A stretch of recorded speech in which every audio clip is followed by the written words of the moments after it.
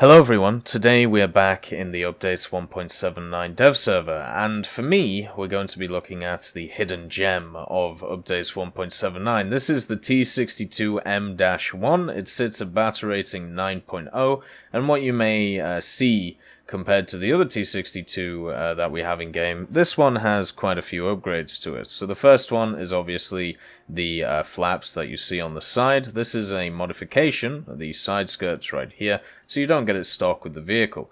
On top of that, it also has these big pieces of composite armor on them, which have kinetic energy munitions protection of 400 millimeters and also 500 millimeters for chemical. On top of that, for the upper glacis, you have 320, 450, and then for the lower glacis, unfortunately, there is nothing on the vehicle. So this is the main weak spot of the vehicle, and also hitting the turret ring. I mean, I suppose you can do it, but it's definitely not an easy shot. You're basically looking for this area here, and that's about it. We did some preliminary tests with the front armor of the T-62M, and these skirts here, I suppose is what you would call them, the composite armor points, were easily ricocheting Abrams upgraded rounds off of them. So this is going to be a tank which is going to be great hull down, and that kind of fits its playstyle. When I was test driving this thing, I was comparing it to the Chieftain in many ways, and the reason for this is because it does have good strong turret armor, it does have an issue with getting breached, like a lot of the new tanks do, and also it's got quite a long reload, but a decently aggressive gun over quite a long distance. So the first thing that kind of stuck out when I look at the modifications of the T-62M is the fact that there's a laser rangefinder in rank 1. Now generally you don't see that, but it is kind of nice to have. It also means you have a different option to the normal parts and tracks if you really want to go for something which will give you a little bit of an edge. On top of that, you do get a default round APFSDS with 370mm of penetration. This should be okay to grind with. You also get a HE shell along with it. This is also a 115mm U5TS gun, 43mm on the HE shell with 800 meters per second muzzle velocity isn't half bad, but with the 1620 meters per second on this 3BM21, I'm pretty sure the majority of people are going to use this over the HE shell. But once you go through all of the modifications, moving on to FPE, smoke grenade, adjustment of fire, elevation mechanism, and get through the Heat FS, which has 500mm of penetration, the ATGM 550, and then eventually the 3BM28 with 410mm of penetration. This is the one that I believe everybody is going to use because it's going to do great in a down tier, it's going to do great at 9.0, and it also makes it competitive when it gets up tiered at 9.7.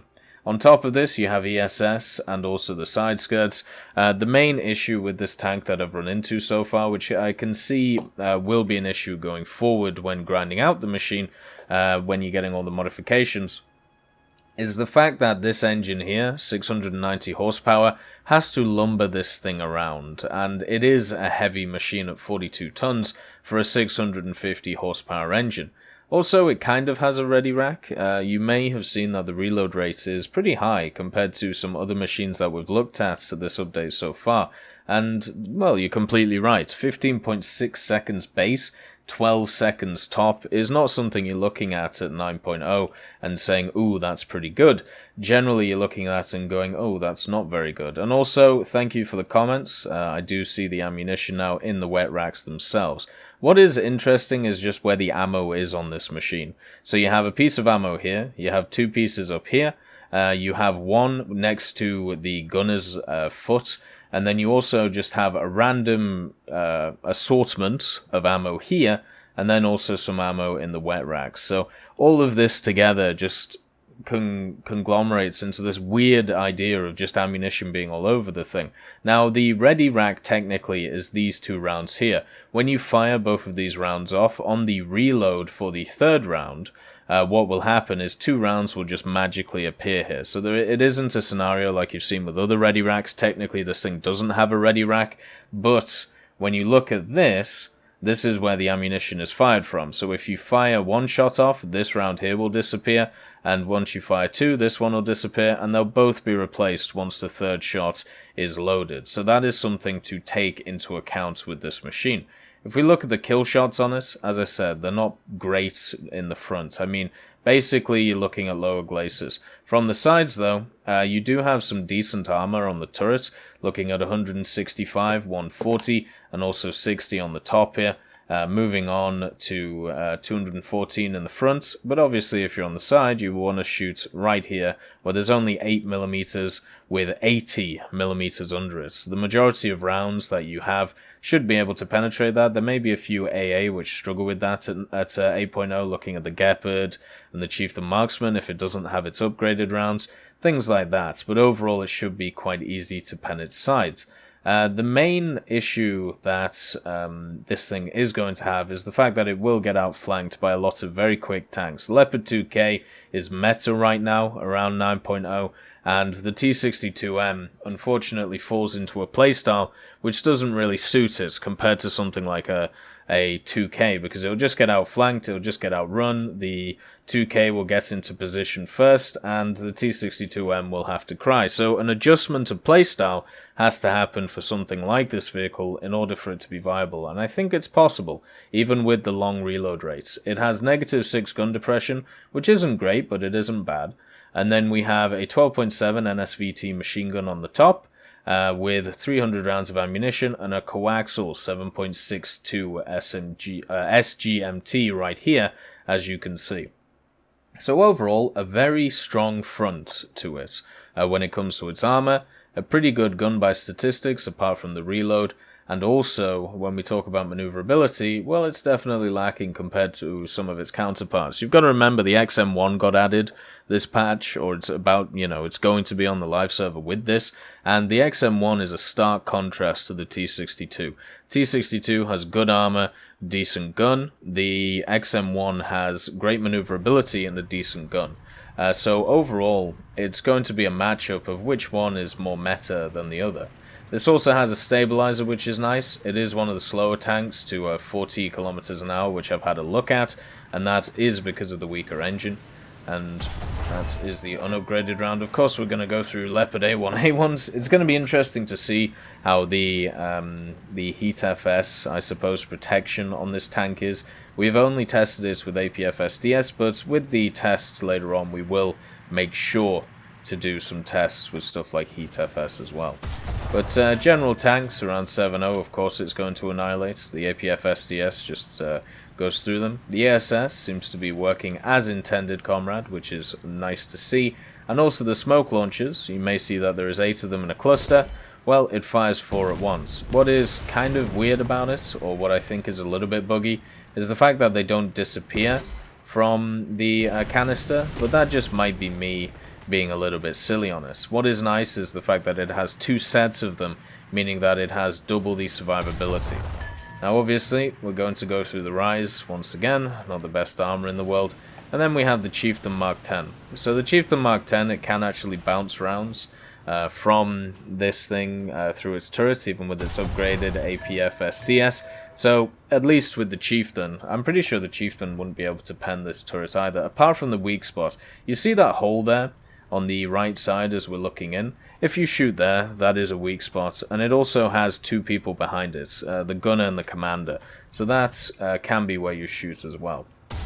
But if we just shoot here, that was a bad ricochet on my part. Also, something that I'm finding is these turrets don't disappear as fast, or they don't disappear at all when you actually are, pushing them about and stuff. Generally, they would sink through the floor, but now they're a lot more solid, I think is the best way of putting them, even enemy ones. But once again, we'll have a look at this. So it goes through there, but I think that's because it's squeezed into the armor next to the Stillbrew armor. And let's just make sure. Right there. So yeah, you can see that the cheeks of the Chieftain are doing a fine job at being able to hold back the rounds or the upgraded APF SDS from this T-62M. Obviously the low glacis, well, it won't do too well, will it? Good night. The main competitor at around about 9.0 to this machine is going to be stuff like the MBT70, the Leopard 2K, the KPZ70, and also the T-64A. And when I mean T-64A, I mean, are people going to play that, or are they going to play this? Since there's no tanks to research after this, I think a lot of people would prefer to go to the T-64A, because then they can get the B with the increased research, but I still think this has a shout with this. If we look at the spaced armor, it ain't gonna make a difference with the T-62M. The MBT in general is not a very strong vehicle when it comes to the armor on it, so it's maybe not the best way to test this, but these are the vehicles it's generally gonna face. We also have an Abrams over here that we can have a look at. This thing does not have dual drive, so that is something that does limit its maneuverability. And also, I'm not sure if it's a bug or not, but when we look at the back road wheel here, it looks to me like it doesn't have any texture on it, if we just slow down. But then again, it might just be silver compared to the rest. But the rest of the wheels are very much a rustic colour, I think is the way to put it.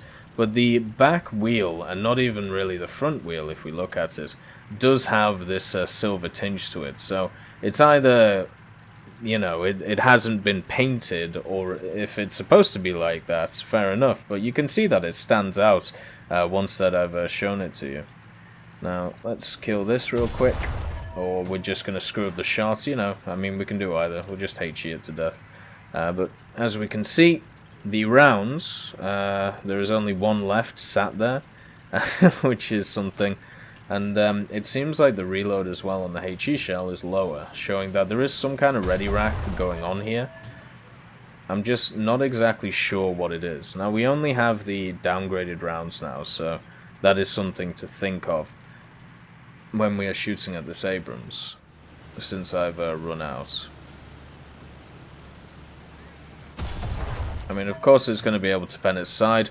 We also did some testing on the gun on this. With the upgraded rounds, it wasn't able to pen the turret of the Abrams either side, and it was slightly able to pen the lower glacis. Now, when I mean by that, I mean 2 didn't go through and 1 did. So it's going to require further testing, which we can definitely do tomorrow, so look forward to that. Let's just set up here. We are on a slight decline, so we can pretty much just shoot straight through this. And look, this one didn't pen, but remember, this is not the upgraded round, so that is something to remember. On top of this, this is basically the end of the T-62M video, but I do want to add in a little thing at the end, because somebody said to check out the Object 120 gun sound. I checked it out, and I think it is something that you all need to hear. It is a hilarious sound. It does sound like a potato gun, and I have no idea why, or whether it's a bug, because when you go into the turret and fire, it sounds nothing like it. But outside, it sounds like a spud gun, which is just wonderful. So let's get it loaded up, and then I'll finish on the I'll finish on this firing. So we're going to take a shot at this Leopard. Here, listen to the gun. Dunk! I don't know why they decided that was a good sound. I mean, maybe it's historical, I don't know, but it just sounds completely ridiculous to me. I don't know, man. It's just I don't even know what to say about that. It sounds wrong, it sounds like a spring launcher, it just sounds dodgy compared to what it did before. But anyway, I will leave this here. I hope you all have a wonderful day, and I'll see you next time.